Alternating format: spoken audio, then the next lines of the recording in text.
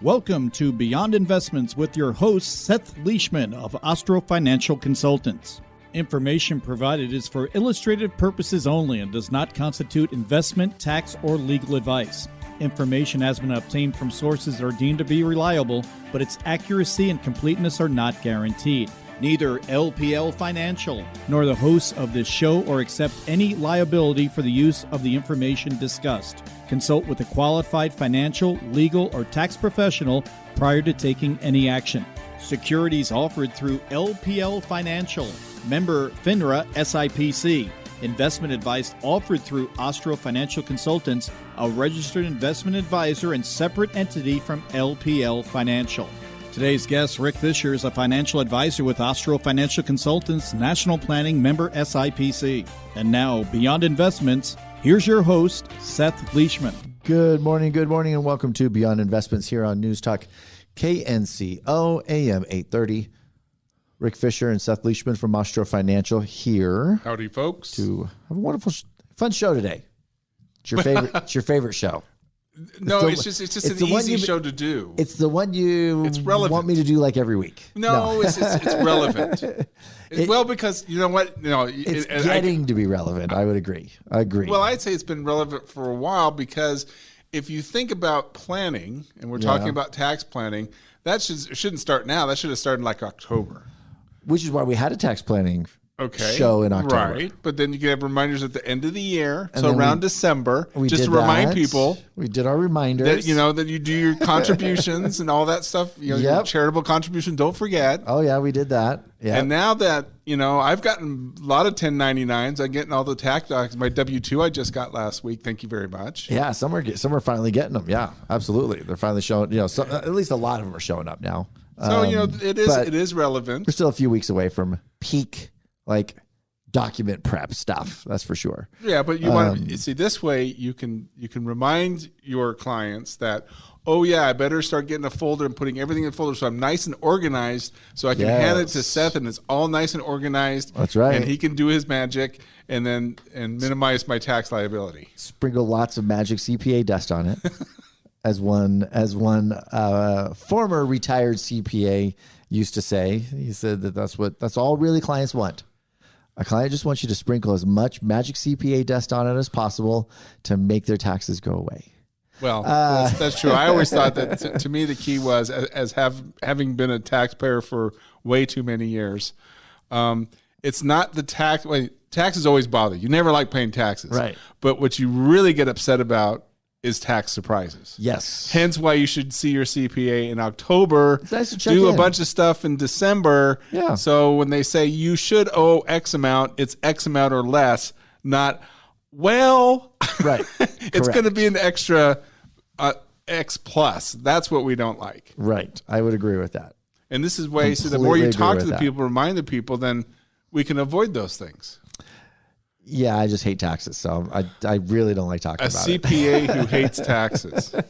I'm not a CPA in the traditional sense of the CPA word, though. We all know that. I do.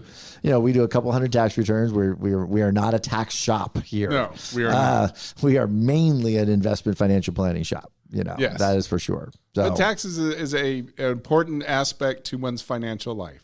I would agree. As full-fledged financial planners, we need to cover that as well, no matter how much you get annoyed by it. Completely agree. How's your tax discussions going with clients?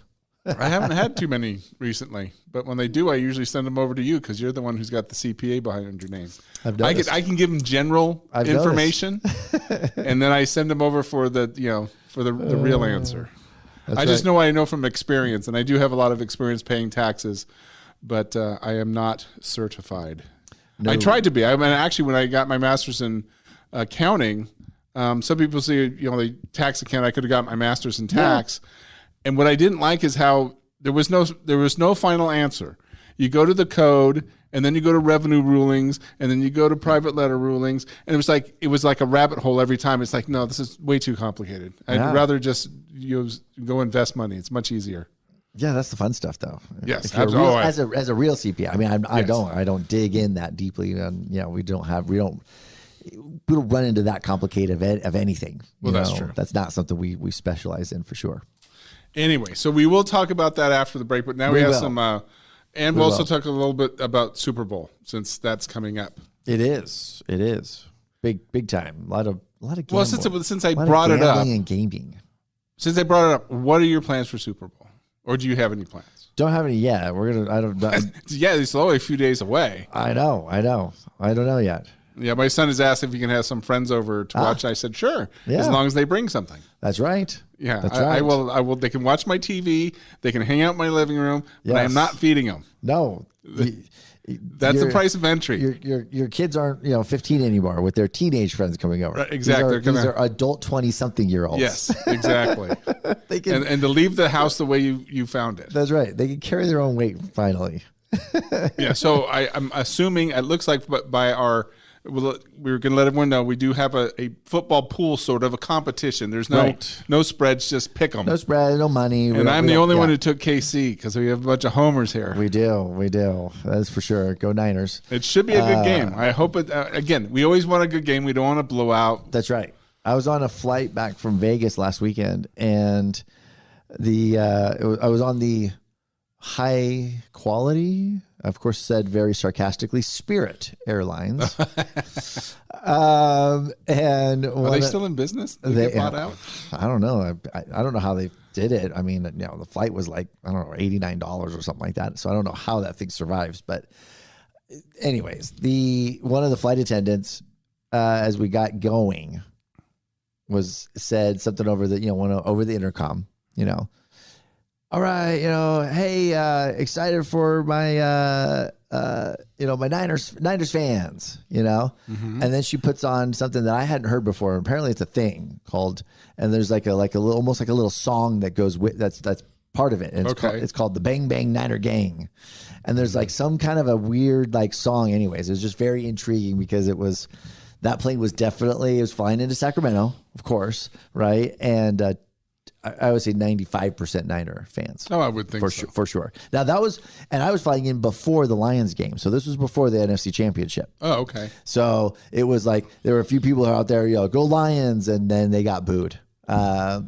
Very kindly booed. No, nothing aggressive. Not Raiders booed. Not Raiders booed. Exactly. Not Raiders. More sophisticated. A little more sophisticated. More of a, really? Boo. Really? Kind of thing. A snooty. A snooty boo. Yes. Yeah, there you go. Well, so speaking, we're talking about Super Bowl and we're in financial show, I looked up some numbers.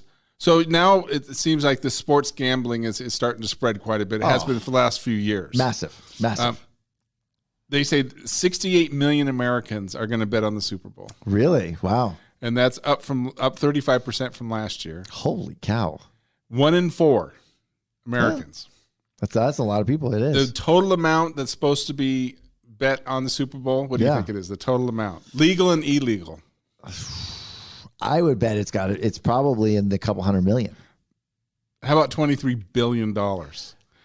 Oh my gosh. But listen to this. Only $1.5 billion is legal. Oh, okay. So even though there's legal bet, and you know why people don't go legal betting, exactly. fees and taxes. Taxes. Speaking of taxes, see, it's a nice little segue. Yeah. But fees and taxes, and it's up from $16 billion from last year. Wow, that's huge. So it's only going to get bigger. Absolutely. And it seems like you can bet on everything. You'll bet on the score. You'll bet on how many complete passes. Bet on the coin toss. And I'm sure Kelsey will have something to do. Will Taylor Swift run on the field at halftime or something? How many shots? How many screen shots of Taylor Swift? How many views? Like how many camera shots? How many camera shots of Taylor Swift will CBS post or whatever? Why do we care? So her boyfriend plays for the team. Big deal. Big what you do. I don't see. There was some YouTube says how Taylor Swift is ruining football. I didn't bother looking at how could she ruin football. Anyway, we should move on to trivia. Yes. So starting with financial trivia, there's only one financial trivia that's kind of boring, but this is a financial show. In 1808, the Milan Stock Exchange, the Borsa Valori di Milano, now called the La Borsa, is established. Interesting. Okay.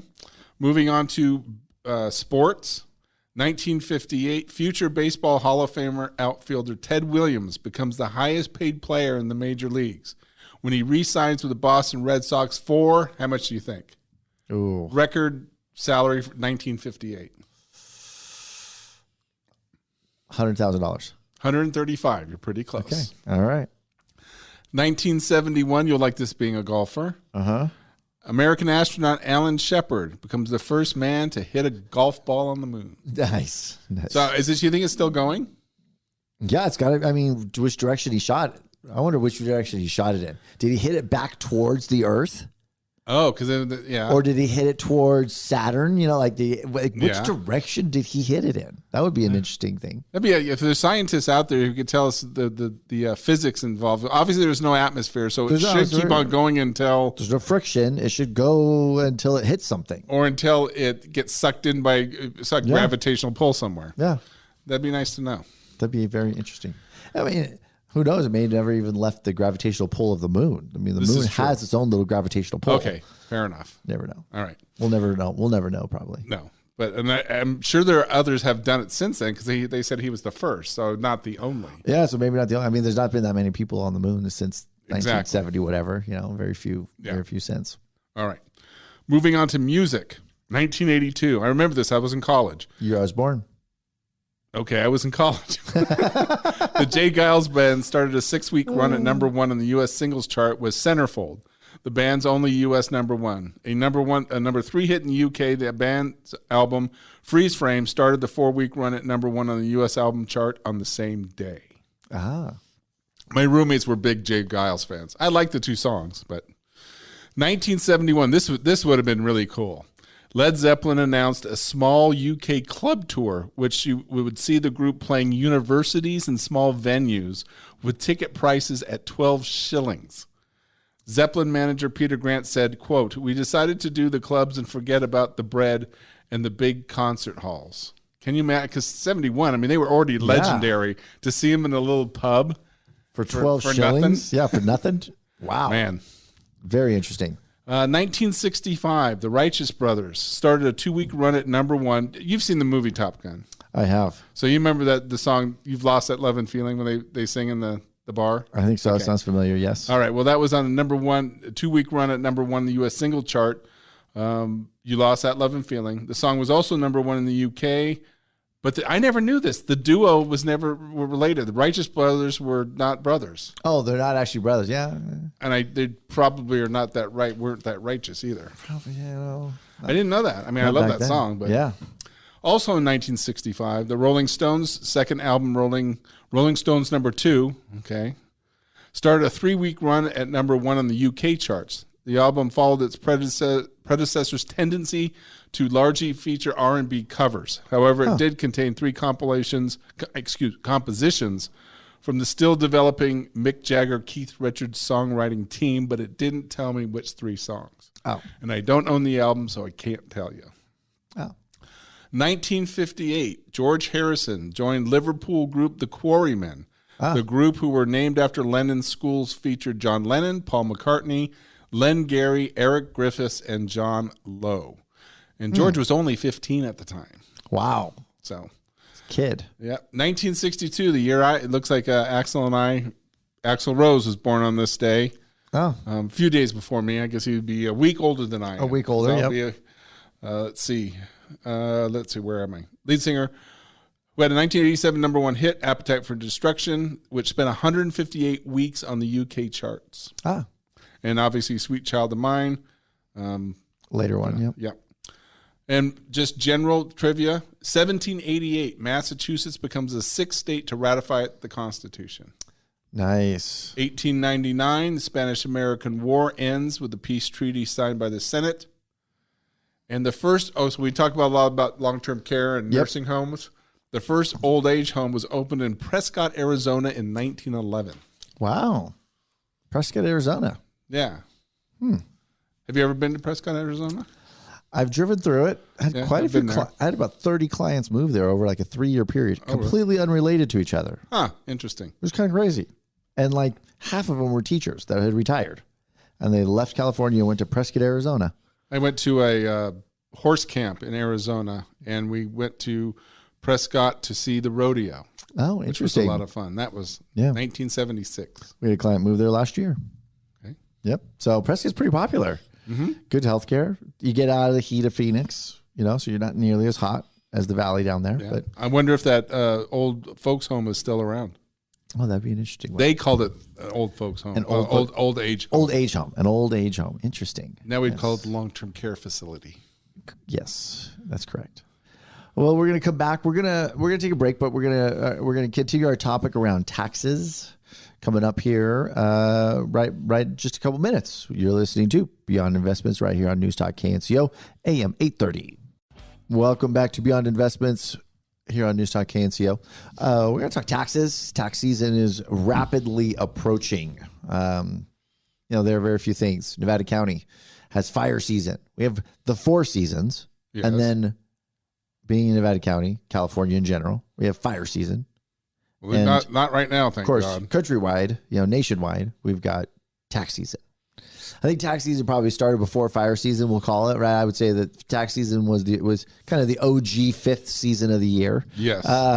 And then... just as popular as the others. Yeah, that's right, exactly, especially winter. And so here we're going for it. We're diving in. 2024 tax filing, which will be your tax year 2023.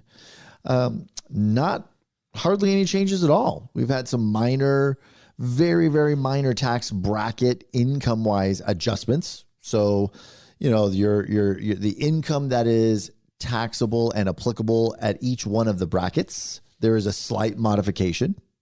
They've adjusted it for some level of inflation, right? We'll call it. So that's probably one of the bigger differences.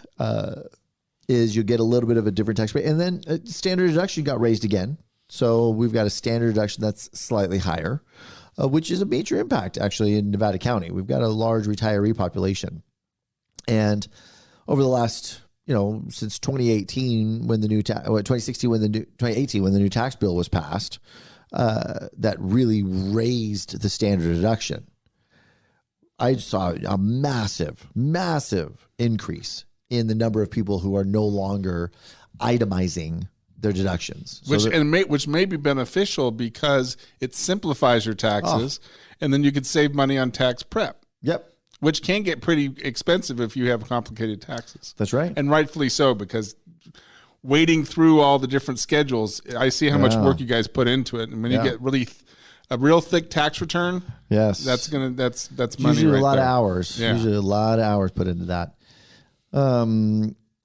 So that's some of the bigger changes. And with the larger standard deduction, a lot of people might have itemized under the old deduction number, but they weren't as high as even today's standard. They were stuck in that middle. They itemized under the old one, but now they're standard on the new one, which actually means they got a tax deduction. They got a break. They saw their taxes reduced overall under those new rules. And one of the things that we were talking a little bit about is that 2025, tax year 2025, so this year plus next year, is the last year of most of the individual tax changes, tax adjustments, the tax code that was part of the 2018 tax overhaul bill. They are, as the IRS calls it, and as our legislators call it, set to sunset. So all of those tax adjustments and changes to the code are going to sunset, meaning expire in 2025. Definitely nothing's going to happen this year. I mean, I think we can all... The election year, no. It's an election year. They're not going to touch taxes. And most likely, if you look at both houses, I mean, the Republicans, even if they maintain control, they shouldn't have a big enough increase where they can really move legislation. And so that means that in 25, it probably will be allowed to sunset and not continue. And anything that they accomplish is going to have to be something that they agree to. Right, which has been in short supply these days. Yeah. So you're going to end up you're going to look at our current tax code, and the Democrats are going to push for a whole bunch of tax increases. And then the Republicans are going to push for maintaining a lot of the tax breaks, extending, right? Maintaining these extending these tax breaks. And if it sunsets, the Democrats will get what they want. They'll end up somewhere in the middle, right? Or they let it sunset. We go back to 2017, which would be an effective tax increase. A decent sized tax increase. And I'm going to play with some numbers. So I looked up some numbers for our current year, 23. Yep. Or the year we were in, 24, so next year, and then 2017. So for a married person, the brackets right now consist of 10%, 12%, 22, 24, 32, 35, and 37. Yep. And if you are making, and for this year, let's see, if you're making $89,000 a year. Yep. You're in the 12% tax bracket, which that's pretty fair. Yeah. Okay. That goes up to 94 next year. Yes. And I would assume it goes up again in 25. We'll see what it does. It was inflation indexed, so you have to wait. You have to wait to see what happens. So now that we got the inflation index, you may be making more money, but it won't necessarily knock you into the next bracket. So if you're making $191,000, you're still only in the 22% bracket. Federal. Yeah. Federal, exactly. Where if we go back, if it sunsets and we go back to 2017, there's no 12%. It goes 10%, 15%. Yep. There's no 22, or for 24, it's 25. Yep. Then 28, 33, 35, and 39.6. Let's call it 40. Let's call it what it is. Call it what it is. It's 40. Okay. And if you're making, $89,000, you're now in the 25% tax bracket as opposed to the 12. Right. That's, again, $89,000, that is not wealthy. It's a big increase in tax. That's a huge increase in tax. Everyone, they poo-pooed the 2018 tax bill saying that it only benefited the rich, whereas the rich saw a 5% reduction in tax. 5%. The average middle-class person making under $200,000 saw a 29% decrease in their tax on average. It way benefited the middle class. As a percentage, they saw their taxes as a percentage of what they pay drop huge. And you talk about someone who makes $80,000 a year saw their taxes cut in half. Right. It's amazing. Huge. Now it's not to think that, the taxes will go up, but see, one thing you forget is that they put a lot of limits of what you could deduct, like on state income tax. So a lot of people in California are upset because we pay a lot in state tax. We used to be able to write that off. Now they cap it at $10,000. Yep. Well, that will come back, and so those people will be happy. Yeah, yeah. That right there was a huge tax increase to the rich. Yes, because you limited what they could write off. Right. Because the average person who makes $75,000 a year does not reach the $10,000 cap. They really don't. So it was really in effect an increase in tax on the rich. I mean, let's say you make $200,000, and let's say California state tax is 10%. Yeah, it's going to be. That's $20,000. That's right. You can't write that $20,000 off. You can only write 10. So that's an extra 10,000. That's right. And you don't get your property taxes if you've already hit your number at your income tax number. Your property taxes are worthless too, as well to you, because remember they call it SALT, state and local taxes, which includes property taxes. It's capped at $10,000. I did not know that. Yeah, property taxes, the combination of property taxes and state income taxes is capped at $10,000 a year. Okay, so if you have $1 million house, which is not uncommon for wealthy people in California, you've already hit your cap. Right, because that what's $20,000? Because $1 million, you're probably 1.2%, so you're paying $12,000 a year in tax. And you already hit your $10,000 cap before getting any deduction. You'll get none. You will get no deduction for any of the state income tax that you pay. And I think this is one of the many reasons why a lot of people have left the state. Yeah. And now the state is starting to worry about, we can't lose all these high income earners. We're going to have to put penalties on them for leaving. Oh, yeah, exactly. And good luck trying to collect it. That's my favorite one, too. It's like, they can't send the marshals to your house and say, you can't. No. We're locking up the moving truck. That's right. Good luck. Yeah, sending the franchise tax board agents after you or something like that, chase you out of state. So as far as you know, are there any changes to state income tax over the next couple of years? Nope, nothing going to happen on state either. They're all still following in line with everything that's been going on for the last 4 years, for 5 years now at least. You're seeing slight increases in the brackets. There's a few business deductions that are on the chopping block over the next couple of years. But most people know about where they'll stand around business deductions when it comes to buying equipment. That's going to kind of get phased out. Unfortunately, they're trying to get written into law was that it basically phases out the ability to write it off all at once. Now, as far as taxable accounts, obviously, capital gains does get some preferential treatment at certain levels.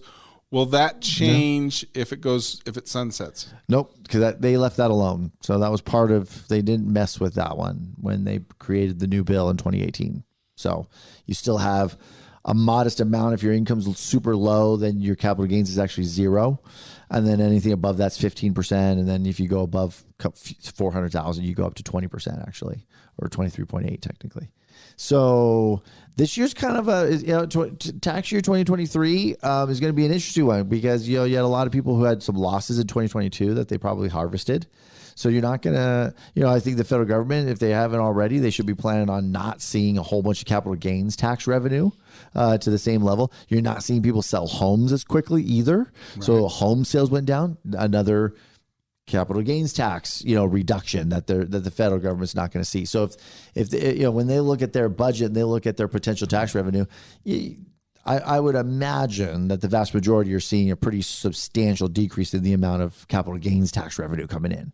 The market did go up a bit at the very end of the year, but there's so much losses on the books.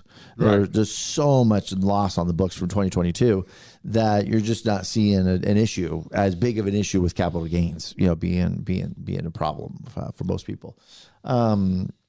So biggest thing is save your documents, everybody. Save your documents. Be on the lookout. Every day you might get something. Yes. Best thing is have a little folder. What I've been doing. Set it aside.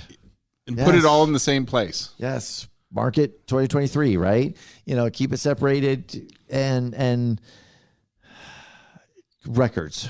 Record keeping is a big deal. It's getting more and more too. As IRS hire, whether or not they get this thing done and they actually end up hiring the 87,000 or whatever the media said it was going to be. Are they able to hire that many more IRS agents to then audit everybody? And who that's going to affect? What's going to affect mom and pop? It's not going to affect the rich. You make more than $5 million a year. You have 100. You get audited every single year, no matter what. You have 100% audit rate every single year. Well, it's actually about 10 million. So, and it ends up being like 92% at 5 million. So we'll quote 10 million. You make $10 million a year, you get audited every year by a team of auditors. It's a 100% audit rate. So, and then you have your team of accounts, which you might be paying $500,000 for, right. But you make $10 million. So, yeah, exactly. So this whole thing about, we're going to hire 87,000 more IRS auditors. And now and they're going to be paid for by the fact that they're going to find all the money that people aren't paying in taxes.